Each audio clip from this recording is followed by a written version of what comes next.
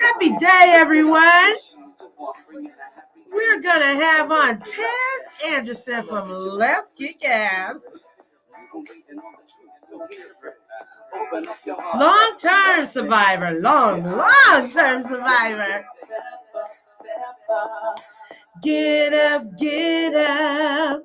Only got one life to live. Live it up.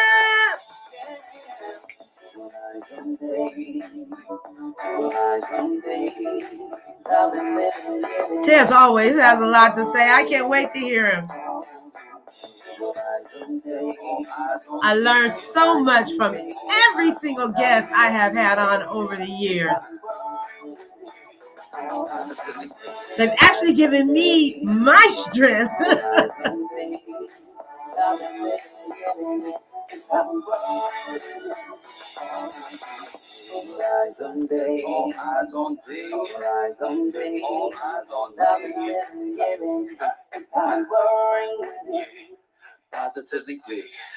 Happy day, happy day. This is Positively D discussion. You have to remember that HIV still exists. You have to get tested. You have to use protection. Because if you have contracted HIV, you could get on medication and you could live a better, healthier life. Now, I announced that I'm going to have Tez Anderson on, and I'm going to bring him on right now. All right. Hi, Tez. How are you? I am great. How are you? Good, good. So let's get right to it, Tez. Okay. Let's talk about Tez, who he is. Talk about when Tez was diagnosed. We'll start from there. Well, I'm Tez Anderson. I am the founder of Let's Kick Ass AIDS Survivor Syndrome here in San Francisco, and we have chapters all across the country. And that's because I am a long-term survivor. I seroconverted in 1983, so I've been living with HIV for a very, very, very long time, much longer than I ever imagined living. Because when I actually got the test in 1986, the first thing I did was went to the doctor, and he told me that I had 18 to 24 months to live. And it was a lot of people back then. Yeah, everyone. That was the story because it was true.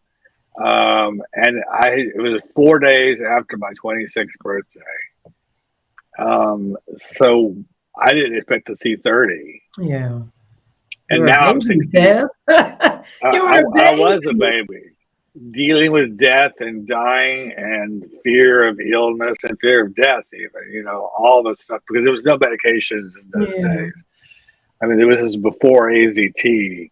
So it was a pretty hopeless time. And because I was losing, I had a whole story. I moved from Atlanta to San Francisco in 1986. I was in a new relationship. And I knew that my boyfriend at the time was negative because he'd taken the test. And I thought, well, if I'm in a new relationship, I want to make sure. I really had no clue. And so I walked down to this little clinic down the street from our apartment, a city clinic, 4 blocks, and took the test. It took 2 weeks to get it back in those days. It wasn't instant. There was no at-home testing. Yeah. But I walked in 2 weeks later, and she said, "How would you feel if it came back positive?" And my mind sort of stopped. I stopped listening to her because I just thought, I don't know. She said, "Do you want to talk about it?" And I didn't tell her, but I thought, no, I don't want to talk about it. I don't know you. It was just, I just want to get out of here. When I walked back out of that clinic, it was like I'd walked down, it was in Kansas, and I walked back out of the clinic, and it was Oz. The trees were greener, the sky was bluer. It was a beautiful warm day. The chirping birds it was April, so birds were chirping really loudly. Everything was much more heightened. My senses were more heightened. It's like you were walking in a fog, basically. walking down and walking back out, it was very clear. Yeah. And I realized much later on that was shock. That was Yeah. a version of shock, because I've talked to people since then who had similar Yeah. experiences. It's that thing that, like when you have an experience, you don't know what to do with it. You've never heard of anybody else who's had it. Yeah. And then you start talking to other people, and they're like, "Oh yeah, that's kind of the way I felt." Something they had. It's that's the reason we started Let's Kick Ass, is because there was a period where older adults with HIV and long-term survivors were not on the agenda, and many of us felt like that the world had passed us by. Yeah. And do you still feel that way, Tess? That the world has passed you by as a long-term survivor? I don't, because I'm one-mouthy. Right. I'm a loudmouth. And because this actually changed. I'm very proud of the fact that a lot of people say that have been partly responsible for putting long-term survivors on the agenda. Yeah. Because when we started Let's Kick Ass in 2013, we were the first and only organization founded by, for, and about long-term survivors, focusing on that population. Right. And they really had forgotten us then. But over time, when I've been doing this now for almost 10 years, yeah. And bringing up the same topics at every big meeting, and talking to HRSA and talking to the Obama administration, and everyone's been hearing my story about long-term survivors and older adults and the issues we face that are distinct from younger people. Right. So how did you feel before you launched Let's Kick Ass? What were your feelings as a long-term survivor, and how you felt? Did you feel left out? And if so, why? Oh yeah. What was missing? Mine was a very complicated situation, because I had gone through something. I was going through something where I thought every 2 years I planned to die. I will go back to the doctor, the same doctor, and he'd say 2 more years. And that went on for a decade. And what that trained my brain to do is to think in the short term, which meant, old young people who are going to die don't need to save money for retirement, because there's not going to be any retirement. And so I started living in the short term. And at some point, I changed in my own mind. I just said, I've got 5 more years. Yeah. And so I started living in 5-year increments. I did that for 10 years. And as I was approaching 50, and when I found out I was going to die, I decided to be the best dying guy in the world. The way my brain works is research it, read books, delve into it, figure it out. So I bought books on death and dying, and made plans to die. And as I was about to turn 50, I was like, oh God, I'm going to be an old man with AIDS. Because I had AIDS by that time. Wow. So it scared 26 me. years later, or 25 years, 24 years later, you're still alive. Tez, so I when you talked about, they kept saying 2 more years, 2 more years, 2 more years, and nobody puts money away, when you think you're going to die. So when you said that, it reminded me of me, because I actually let my diagnosis put my life on a halt. Yeah. I did, for a long time. It's a little bit like COVID right now. Yeah. I was talking to somebody the other day about how they feel like the last 2 years their life has been on hold. Imagine that without all the press, without a vaccine within less than a year. Imagine being 1986 and nothing to treat the virus, and nothing to do but die. And the profound reality of watching your friends and social circles dying. And now, 24 years later, after them telling you every 2 years, you got 2 more years, you got 2 more years, you're still here, and now you're 50 when this comes to your mind, So what do you think now at 50 years old? Well, I kind of have a nervous breakdown very slowly. I don't realize that's what's happening. Yeah. But I told a friend at the worst of it, I was like, I feel like I'm trying to catch a waterfall with my hands. You know, there's I guess an AA thing about your life is out of Yeah. control. I mean, if I had been drinking or doing drugs, I would have gone to AA, but there was nothing for this. Yeah. And I didn't even know what I was doing. I alienated all my friends because I was so angry. I thought I was hiding my anger. I was definitely angry, but I just thought I was hiding it. But I was depressed. I was anxious. I couldn't sleep. I was having nightmares. It was I was afraid to go to sleep because of the nightmares that were just Yeah. terrifying, night terrors. And it was a really awful time. And so I slowly withered away and sort of, you know, limited my circle and stayed at home. I almost became agoraphobic at some point So it's because like that isolation, that social isolation yes, you do to yourself, yes, and you don't even yeah. realize it until it's too late. You Until know. you're like in the middle of it and Yeah. down deep in it, and you can't get out because your friends have all said we don't want to hang out with you anymore. Mm. And it was a very lonely, confusing time. And I started seeing therapists, but I couldn't really afford a therapist, so I Yeah. was seeing free therapists, people getting their hours in to become therapists. They were all lovely young people, and I would explain my situation to them, and And they how would could they help you? exactly they would they would help me with the anxiety. They tried to with depression and the anger, all those stuff individually, but they didn't see the reasons why this was all happening.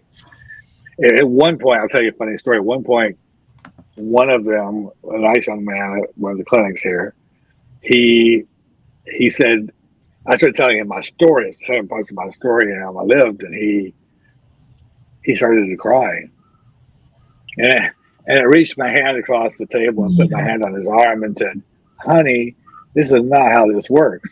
You're supposed to be comforting me. I'm not supposed to be comforting you." Uh, but it was a light bulb moment for me because I realized, okay, this is going to be up to you to figure out for yourself Yeah. because no one's lived your life except other people. But I wasn't thinking about them at that point. So I coined this expression called AIDS survivor syndrome. Not being a psychologist, I felt a little fraudulent, Yeah. but I always loved psychology and read a lot of psychology books. So I formulated this idea that's about living in the aftermath of AIDS, of surviving Mm. AIDS. I say I nearly died from surviving AIDS. Not Mm. AIDS, not AIDS, but surviving because I was ready to kill myself. Yeah. I was I think planning it. it's the guilt Yeah, of still being alive and then watching so many loved ones pass away, and then they're no longer there with you. Your close friends no longer yeah, there, and so I get it, but I can't imagine. I just can't. yeah. I can't It's imagine. it's weird being a person who does not have any friends that have 30-year long memories with me. You know that holds your history. Yeah. Usually, there's one or Yeah. two people in your life that you've known for a long time. Some people I know no friends from high school. I don't know anybody from high school and don't want to. Well, I know Um, a lot of long-term survivors who say they don't have one friend left, not yeah, one. I know. Yeah. So, And so I formulated this idea of AIDS survivor syndrome, and then I started getting better. And I did this little self journey thing where I started writing down. I didn't read this anywhere. I just thought of it and thought, gratitude. Let's focus on gratitude. So I started doing a gratitude journal where every day I'd write down three things I felt wow. grateful for. And at first, it was really stupid. It was things like, I have a house, I go to bed, I got a Yeah. dog. It was basic stuff. But then I started looking for things during my day to put into the book because I had to fill the book up every day. It was a commitment I made to myself. And so I started looking for the good in the world and not just the negative. I Yeah. didn't see everyone that I ran to on the street as an enemy or as somebody who was didn't care. And I also started one more thing. I walked that little miniature poodle in those days, and I had to walk her every day. So I just started saying hello to strangers. I Oh, would just like put on my fake smile and say good morning or good afternoon. And some people would just who I didn't know, they didn't know me. Just I mean, yeah. they would. You know that Well, actually there was, does work though. yeah, it did work It because the does ones that work. said A lot of people don't because know that that actually really does work. I yeah, have put that into my life for years now. I yeah, have to wake up and make myself feel good. And I yeah, use that. And when you leave the house, it changes, how you feel. So, everything. hi, good Yeah, morning. How you doing? Happy day. Hello.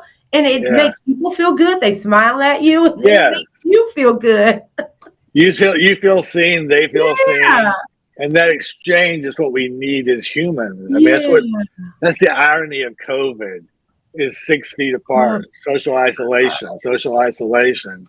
That we don't have those kinds of interactions yeah. anymore. So it gets to you psychologically.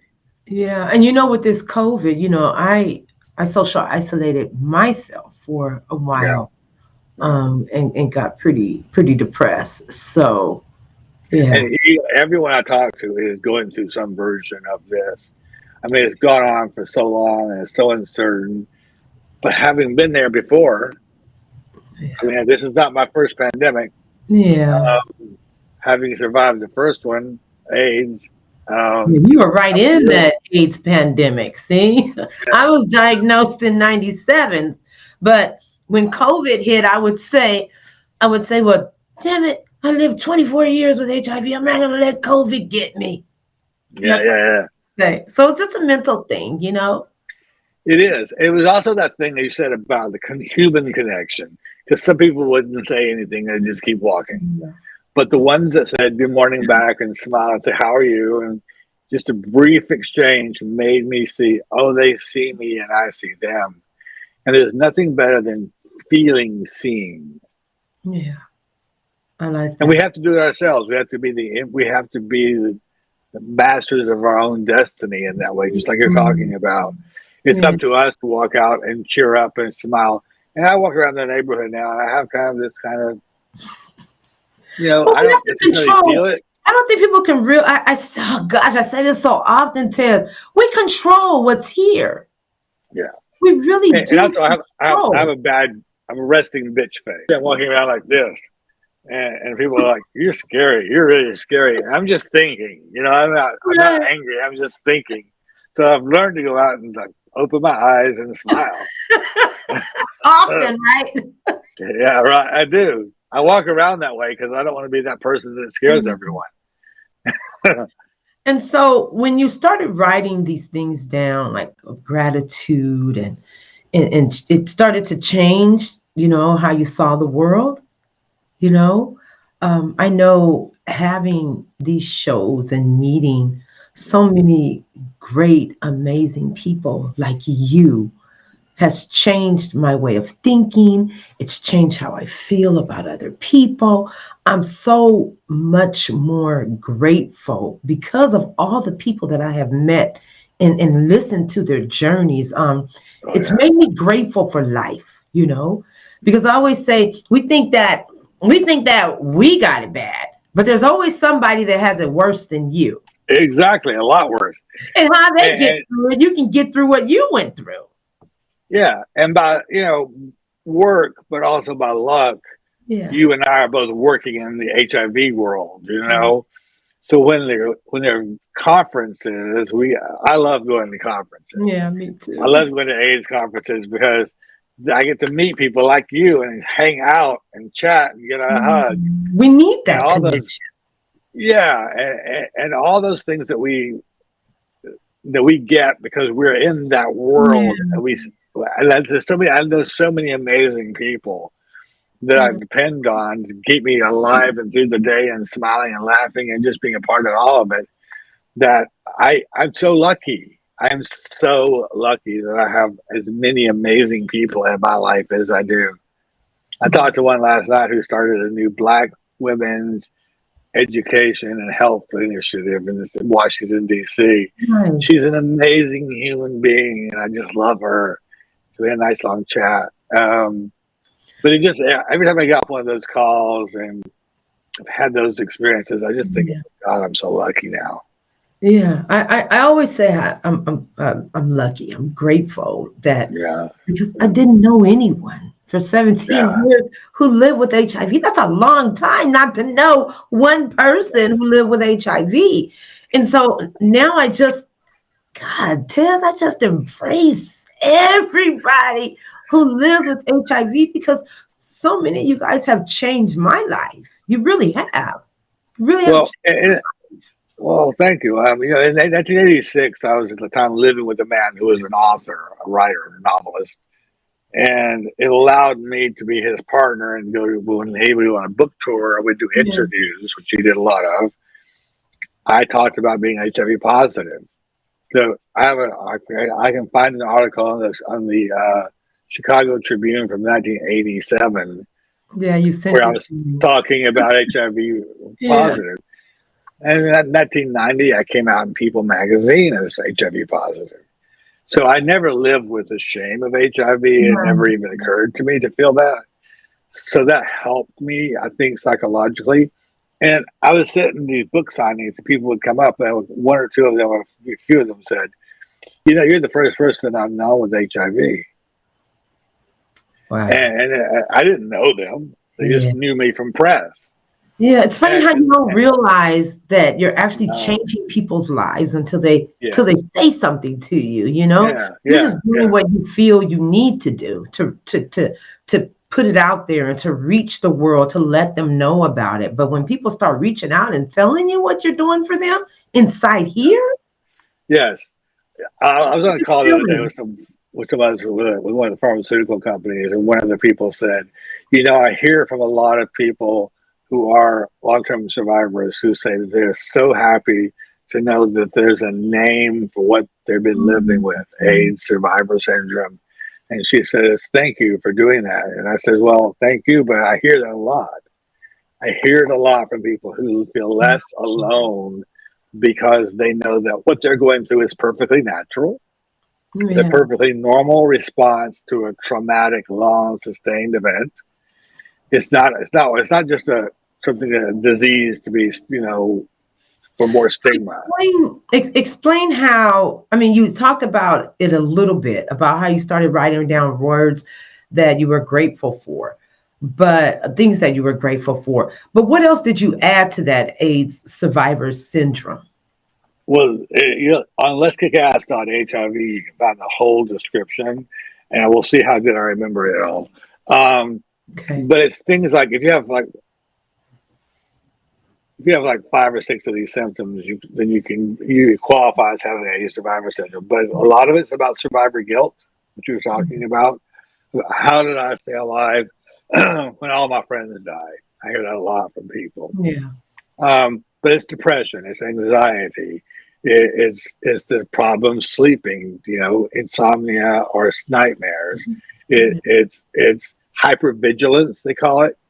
Where like have a startle response when somebody raises a hand and you jump. Mm. Um, these are all classic signs of trauma. And really, it's that thing about where you start to isolate yourself because we do it to ourselves. We pull away just when we need to be pulling in and bringing other folks in. And the other part of it is that isolation you were talking about, thinking I'm the only one. And I know from experience now that I wasn't the only You one. wasn't the There's at only. least I know Yeah. now that there's at least 330,000 of us who were pre-heart long-term survivors. Ooh, that's a So lot. that's a lot of people, That's a and it's a lot. It's lot of people. it's a lot of people to feel alone. You Mm. know what I mean? And it's so easy to put us together and put us in a room or on Zoom meetings now. And I did a talk with Let's Kick Ass Palm Springs the other day. It was about 15, 16 people. They'd meet every week. Yeah. Um, but it was just such a great group of people just talking about their lives. And I mean, aging is a bitch even if you're not living with HIV. But with HIV, we're aging a bit more in an Yeah. accelerated way, Yeah. especially for those of us who were untreated with HIV for so long, those bad medications. I Yeah. live with neuropathy in my feet. Well, which really impairs my ability to walk for long distances. I used to love to hike, but I can't do that anymore. and so are you still dealing with neuropathy? Oh God, yes, every day. I mean, it just gets worse. It was bad before, but it just seems to Yeah. get worse. Like not every day, but in some periods I go through it where it's like really, really Yeah. bad and just painful to walk. I know a couple of people who are long-term survivors that have neuropathy, and That happened they from still get around and fly, but they're like, oh my feet are just I'm just in so much pain. yeah, What could you and do? and it emanates up your body. Like a Yeah. pressure point. So if your feet are tired and hurting all day long, you Mm, become exhausted faster. yeah. But So you learn to live with it. You learn to make accommodations. right. It's about learning to say, this is who I am. This is the situation, and I'm not going to plan to go to Disneyland and stand in lines all day. Yeah. Not going to happen. I don't Yeah. want a wheelchair either, so I'm not going to do it. Yeah. But you make accommodations.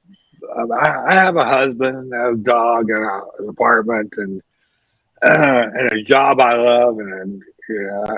outlet to meet people who are like me, and it feels good to help.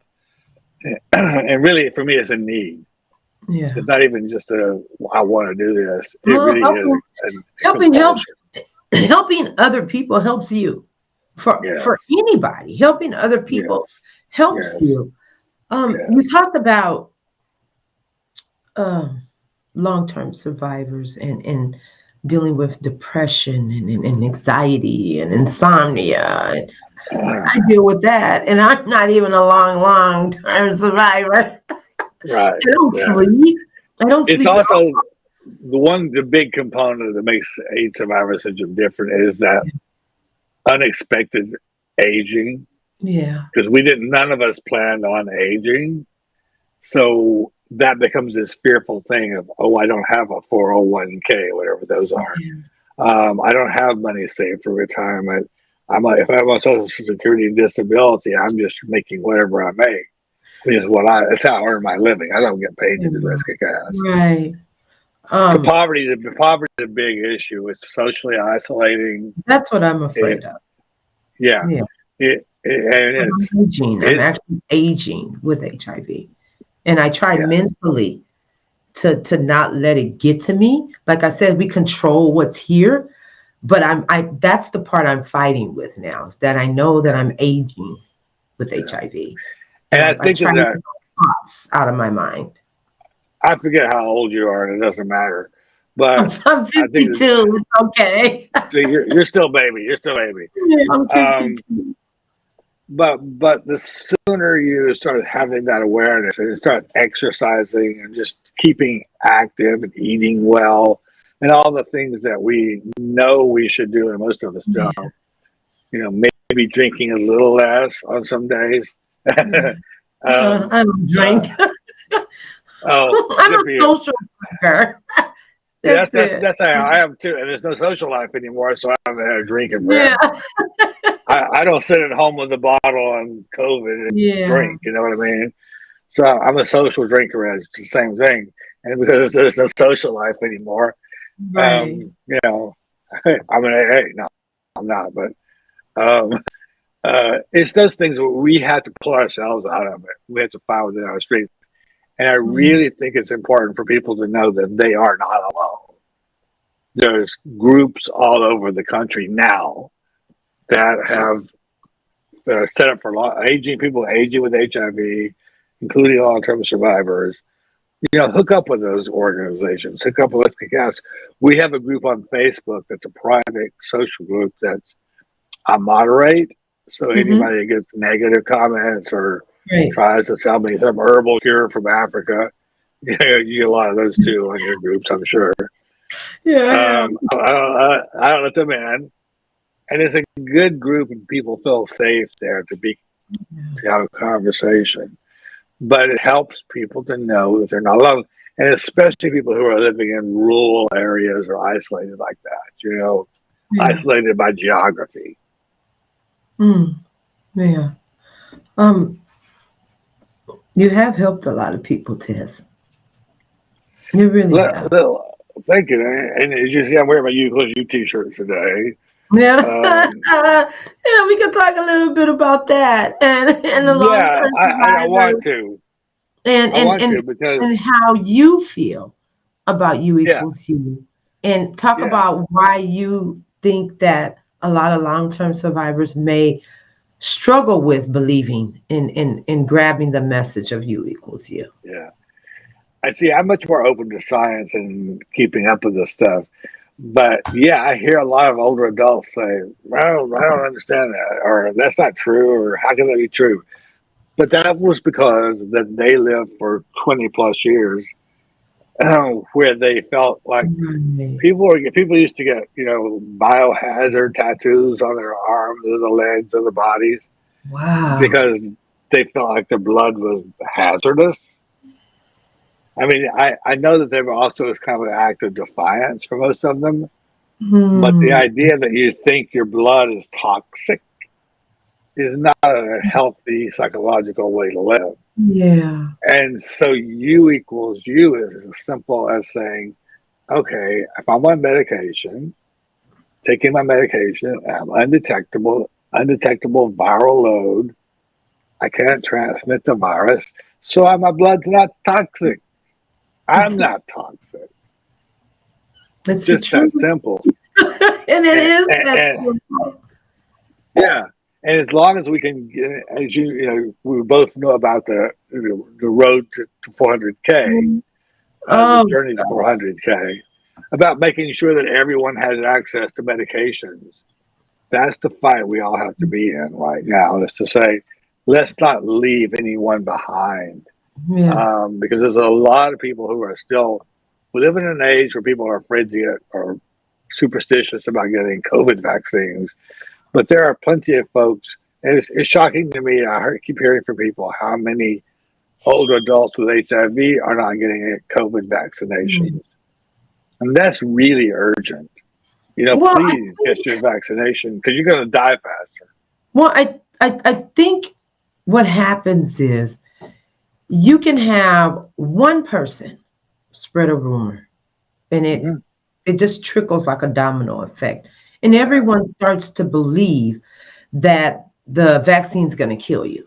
And I Right. say to myself, so you think the pharmaceutical companies are creating vaccines to kill us all off in the Yeah. world? Yeah. That just doesn't make any type of sense whatsoever to me. They're not trying to kill us, they're actually trying to save us. But then you have the ones that say, well, they're just going to make money off of it. Well, medication.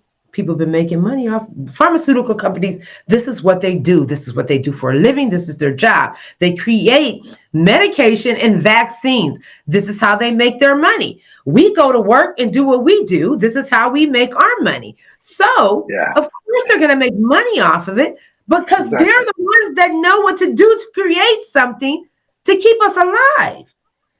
I know So, people people love to are rag different. on big. People love to rag on big pharma, Right. but big pharma has kept me alive. I'm Tez, alive I because of say big it pharma. all the time. I have nothing bad to say about the pharmaceutical companies. I am No. still here. I am alive and I'm well. I've watched my girls grow up. I have a granddaughter now. So I thank the pharmaceutical companies. I thank them Yeah. because Yeah. we wouldn't be here. And I think at this point in life, we have generations who are growing up now with HIV being no big deal and one pill a day if they get Right. it and all that stuff. But what those folks need to remember is that that was possible because folks like myself and others were on trials for AZT. We were on trials for Yep. the protease inhibitors when they're a liquid form, which was no fun. Um, we put our bodies on the line to test these drugs out to Yeah. make it, and then the combination therapy that happened in 1996, that's the one that kept us alive. They left scars. Yeah. Um, so And that that's one why I pill a always day, think, that's why I always think the long-term yeah, survivors, yeah, yeah, yeah, because you, yeah, you you've all paved the way for yes, us today. You yes, really have. yeah, You yes. really, really have. And I think embracing the science and embracing the fact that drugs are there for a reason. I mean, if you had a infection, would you not take an antibiotic?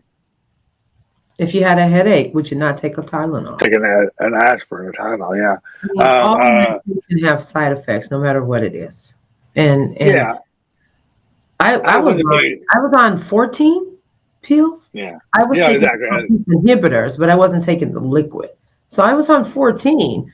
And I still say today, God dang, I'm still alive. I remember after 3 years, I had to say, I haven't died yet.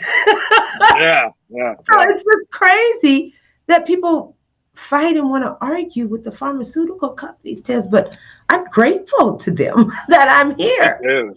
Me too. I mean, They're I think great. that the older you get, the more pills you take. You Yeah. know, because suddenly it's okay. You got high cholesterol and high Diabetes, blood pressure. A lot of people have diabetes. You neuropathy, know, like you and said, but we fall into take having another pill. other health conditions because we're aging. It's not because we're aging with HIV. It's just because we're aging. Yeah, yeah. Arthritis. Yeah, we're Yeah. just lucky enough to have all the other stuff everyone else has already Oh, got. we're so lucky. Yeah. uh, and honestly, what we need to think about is the ways in which we can prevent frailty and prevent the deterioration of our Yeah. bodies. A lot of it has to do with our mental state. I think I watch people on television talk about how everyone needs to be in therapy and how important it is, and how some people feel stigmatized about going to therapy. I'm a huge proponent of therapy. I love therapy. Me I too. wish it were more affordable because we've got a culture now where therapy is by and large Yeah. for people who can afford $175 or Right. $125 a week or whatever it is to see a It's therapist. expensive. It's expensive. Yeah, it is.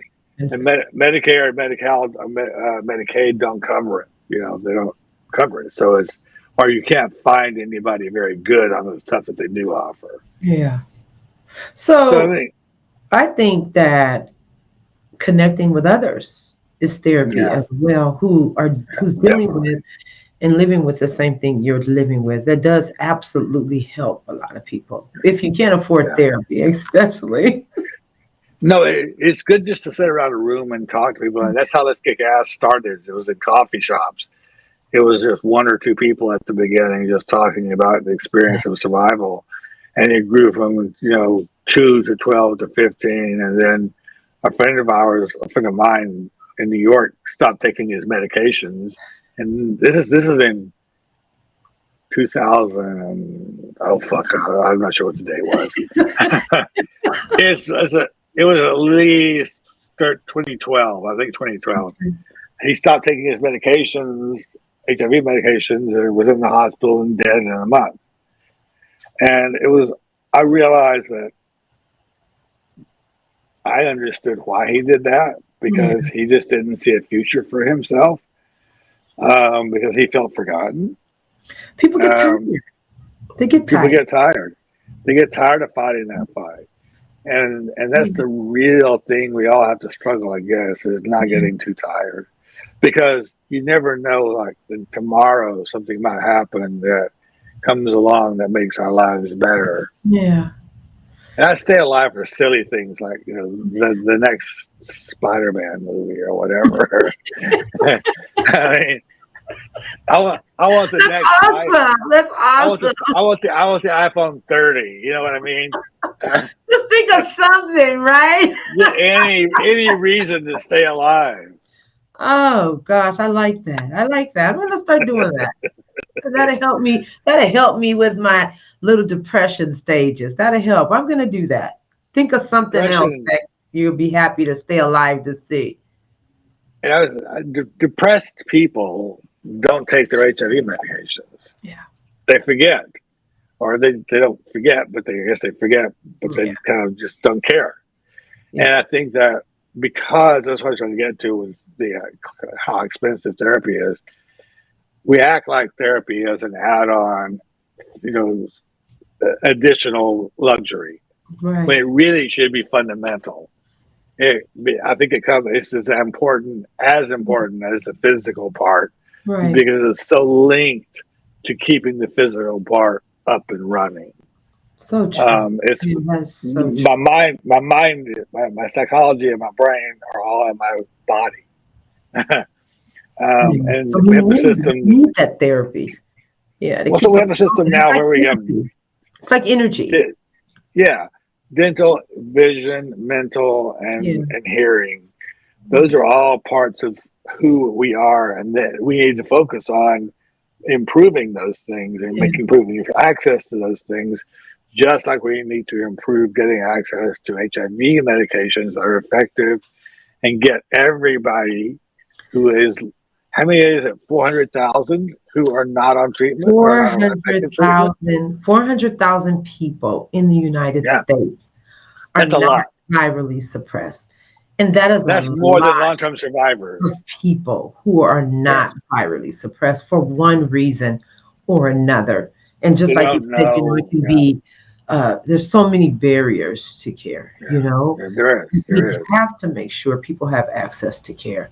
People who live with HIV must first be prioritized first. That is the only way we're going to lessen the transmissions of HIV and improve the health of I mean, I everyone think people who need lives to with HIV. know things like about ADAP. They need Yeah, to know about these programs that are there to provide the medications if you can't afford them. I mean, even pharmaceutical companies have copay programs and I stuff where use you can those. buy them for cheap. Yeah. Yeah, I use So those. people need to know about that there are effective Yeah, medications I've that been will using keep you copay alive. kits from the pharmaceutical companies for years. Yeah. Yeah. To keep us alive and keep us healthier. That's Yep. the other thing. My generation thought of all the pills we're taking as toxic. And that's still a belief system. That's the Yeah. reason that they don't believe in U equals U, is that they think, oh, that's taking toxic medication. Well, if you think that every time you take a pill it's toxic and you put it in your mouth, what are you telling your brain? You're telling your brain. Yep. I take my pills and I'm like, thank you for the pills. Thank But you for the pills because it's keeping me alive. I'm sure a lot of the long-term survivors that were around just as long as you have been are on more than one pill, you Oh, know. of course. Yeah. So because of all the other issues or physical things that have come with having the virus living in their body. Yeah, So and an antidepressant, and maybe an anti-anxiety medication, and yeah, maybe medication for the pain for neuropathy. yeah. I mean, there's a lot of pills we take that also affect our psychological state, and we now know that HIV causes depression.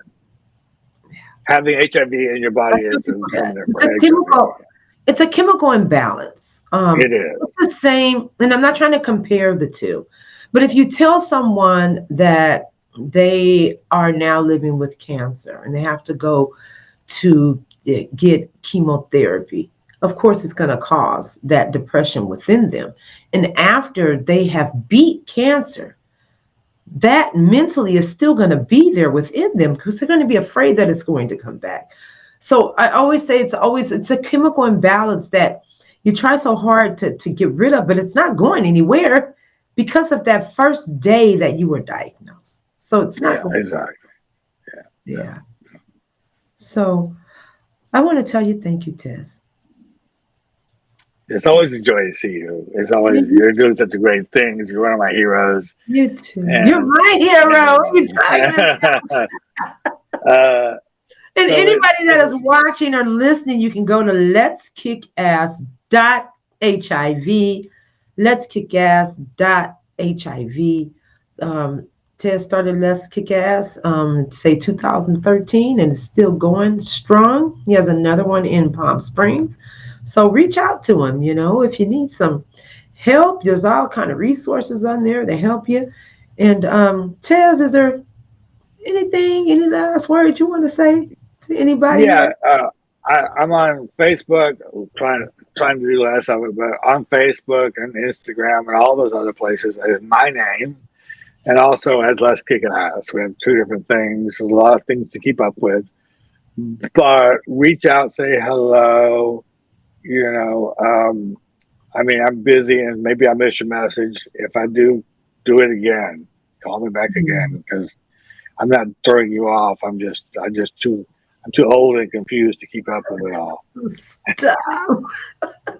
But no, it's really about coming You're a together. handsome old guy then, Tez. Thank you. Thank you. The I'll beer's call getting you too a much. handsome young guy. How about that? I like being old. Yeah, I don't mind. You know, people always tell me, Tez, they always say, oh, stop speaking that into existence. I'm like, speaking what? I am getting old. I got a bad You know, knee, body aches when I wake up. people buy anti-aging products, and I remind them that anti-aging is death. You know what my sister said? You're either aging or you're dead. My sister, my identical twin sister, she's a health fanatic. I call her a health fanatic. This is how she lives her life. She's been in bodybuilding competitions for physique. She trains people. She eats good. She said, that's what you need to do. That's your uh, vitality to health is changing the way you eat. It Exactly. changes the way you live, even if you just take a walk every day and change how you eat. And I go back and forth with that. I know what to do, but I go back and forth because I like cake too much. We all do. That's the problem. Yeah. So next time you see me, I might have my high school figure back for a little while. I hate to tell you, but Dolly Parton now has cake mix. She what? Dolly Parton is making a cake mix with Duncan Hines. Is she? She did. Really? Well, she doesn't look like she eats cake anymore. She says she does. No, I don't think she does. She's like this tiny. I don't think she eats cake anymore. Maybe she has it sucked out or I something. don't know. But again, thank you so much, Tez. And is there You any too. last words that you want to give everybody that's listening and watching us? I don't have any closing moments of wisdom. Just hang in there, be together, connect with each other. Yeah. And really important, remember, undetectable equals untransmittable. Yes, it does, Tez. Yes, it does. You guys remember that. All right, Tez. Love you, See you buddy. later, D. Bye bye.